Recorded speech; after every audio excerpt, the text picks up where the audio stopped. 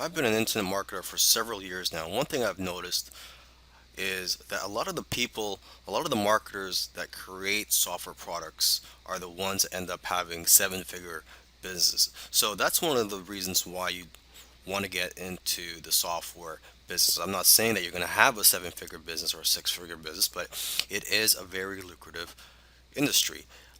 Software products, they have a higher perceived value than all other forms of digital products such as ebooks, video courses, audiobooks, etc.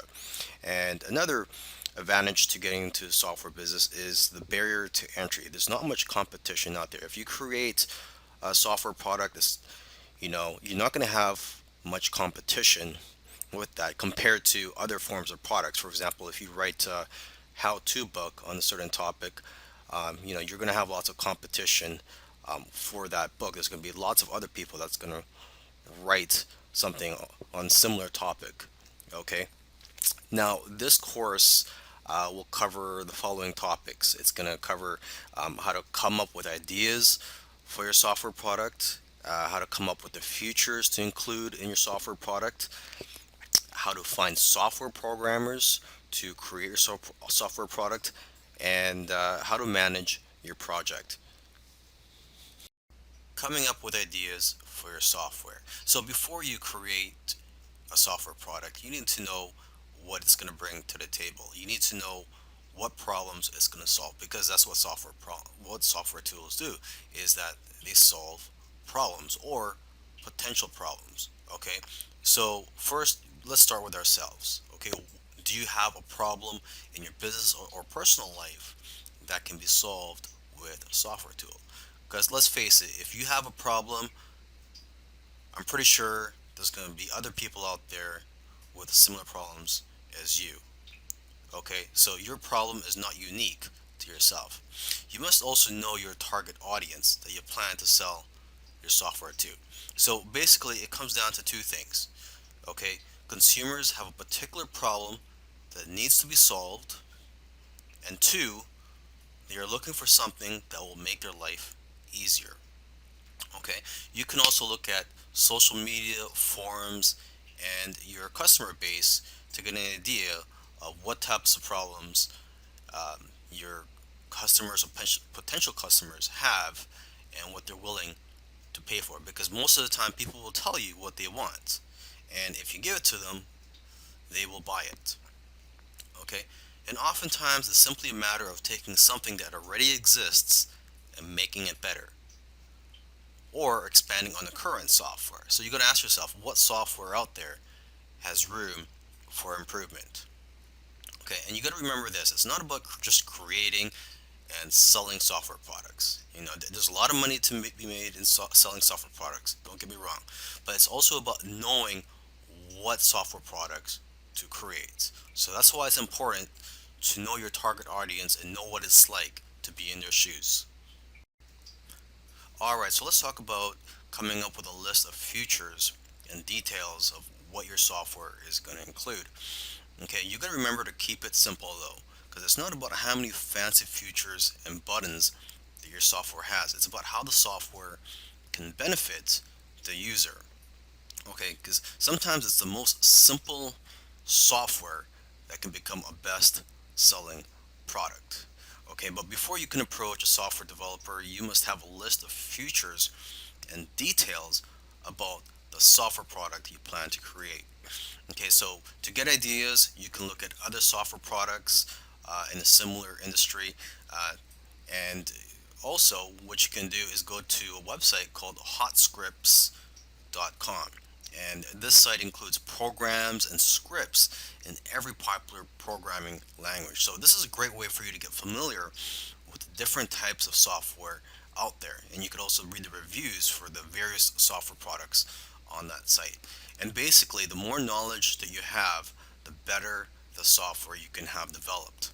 Now let's talk about finding software programmers for your project. Now, there are various sites that you can go to find programmers where they will bid on your projects, and you can select the programmers based on the best price. But remember, you have to also make sure to select programmers based on their skills, and how well you feel comfortable working with them. Okay, so I've listed a few sites, the most popular sites where you can find programmers. There's rentacoder.com, elance.com, scriptlance.com, and guru.com. And you can also go to coding forums or other types of forums where programmers hang out to find people that are passionate about creating software products. Okay, so now when you visit these sites where programmers could bid on your projects, you have to know how to present your project. So make sure to first review how other people are listing your projects and how they are describing them on these sites. Okay, and you have to also be very careful. You don't want to give out too much information about your project because you don't want people stealing your ideas. So, when you first post a project, the information that you should reveal at first is what is needed for the programmer to know if your software product is something that they are qualified to work on. When you're working with your programmer, you have to be very clear on what you want and be specific with the details. So you have to make sure you've done your research already before you hire someone to start working on your project. Okay, and you should also find out how long after they finish creating your software will they be able to fix any bugs. So, in my opinion, it should be at least 6 months after they've completed the software, where they could still fix anything that's wrong with your software. Another thing you want to do when you're creating a software product is not to just outsource everything to the programmer and then just be hands off. I mean, you really have to get involved and get your hands dirty if you really want this to be a successful software product. Okay, and instead of just telling them to just create your software product, you should break it down into smaller tasks so that it's easier to work on, and it'll be better for you to basically monitor the progress of your software product. Okay, so for example, you can have weekly or bi-weekly tasks or goals for them to complete to make it easier for you to manage this project. Okay, and you could also encourage your programmers or coders by giving them bonuses for doing well on some of the tasks that you give them. Okay, and you also want to let your programmers know ahead of time what your budget is so they know what to expect.